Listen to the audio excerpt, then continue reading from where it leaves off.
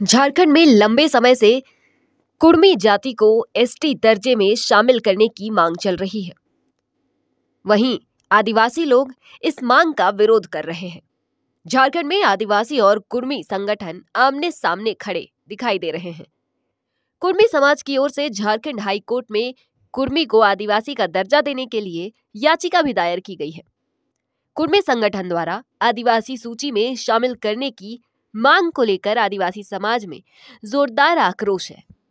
आदिवासी नेता शशि पन्ना ने आज प्रेस क्लब में एक प्रेस कॉन्फ्रेंस कर कुर्मी संगठन की इस मांग का विरोध किया। शशि पन्ना ने कहा कि यह कहीं से भी सही नहीं है। आदिवासी और कुर्मी जाति में कई विभिन्नताएं हैं।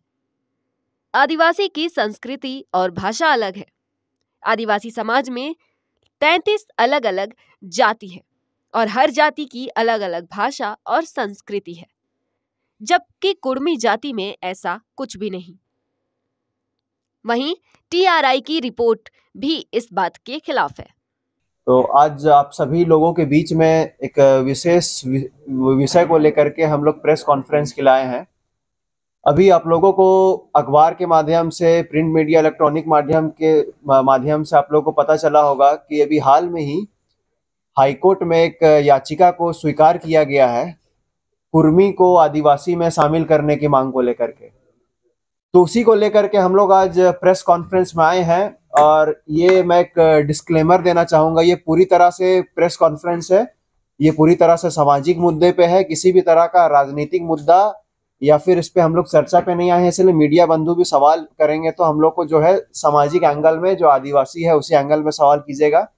आचार संहिता को देखते हुए हम लोग ये केवल प्योरली हम लोग सामाजिक मुद्दे पे ही हम लोग चर्चा करने के लिए आए हैं। और जो तथ्यात्मक बात है वही चीज हम लोग के द्वारा रखा जाएगा। तो आदिवासी समाज का जो स्टैंड है इस मुद्दे को लेकर के, आदिवासी समाज का स्पष्ट है कि कुर्मी को जो आदिवासी में शामिल करने की जो जबरन बारंबार जो मांग किया जा रहा है, इसमें आदिवासी समाज में जोरदार आक्रोश है और इसका जोरदार विरोध करते हैं। अगर फैक्चुअल रूप से देखा जाएगा तो उनका ना भाषा, संस्कृति, परंपरा, ना रीति रिवाज किसी से भी मेल नहीं खाते हैं। तथ्य को तोड़ मरोड़ करके, बदल करके इनके द्वारा अभी हाईकोर्ट में एक पिटीशन दायर किया गया है। इससे पहले भी दायर किया गया था लेकिन उसको रिजेक्ट कर दिया गया था, कोर्ट द्वारा डिसमिस किया गया था। अभी फिर से दायर किया गया है। तो हम बताना चाहते हैं कि इनका जो भी भाषा है, संस्कृति है, परंपरा है, जो लोकुर कमेटी का जो रिकमेंडेशन था, जो 5 क्राइटेरिया है, उनमें से ये किसी में भी फुलफिल नहीं खाते हैं। ना इनका अपना भाषा है, ना इनका अपना संस्कृति है, ना इनका अपना रीति रिवाज है। जहां तक भाषा का बात आए तो हम आदिवासी समाज जो यहाँ पर 33 आदिवासी समुदाय हो गए हैं, सबका हम लोगों का अपना एक विशेष भाषा है।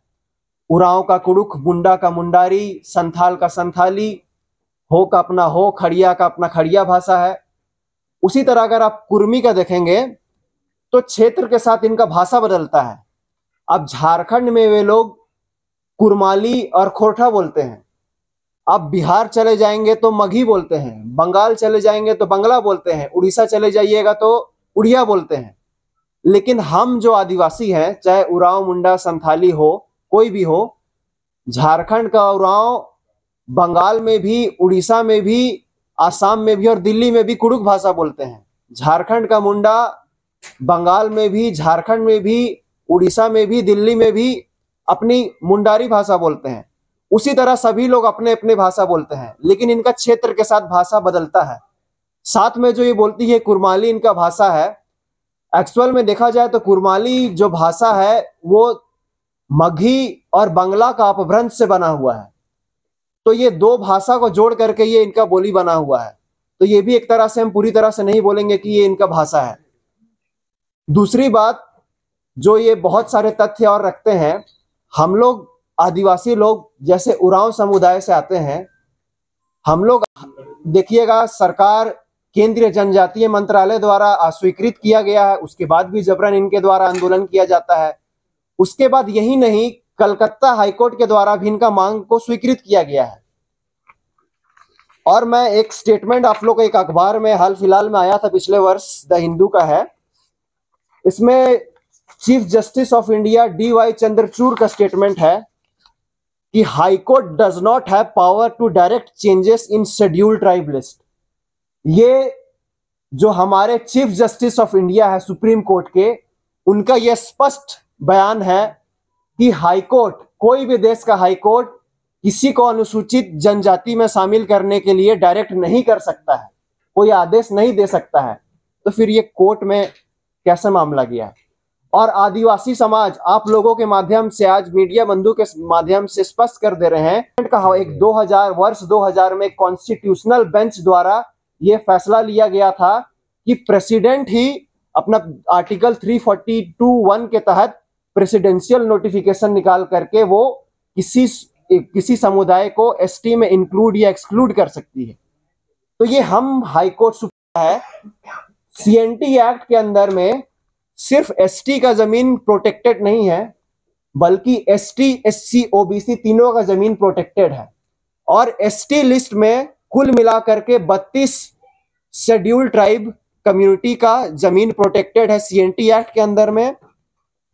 23 शेड्यूल कास्ट SC कम्युनिटी का जमीन CNT एक्ट में प्रोटेक्टेड है और 51 OBC कास्ट का जमीन CNT एक्ट में प्रोटेक्टेड है।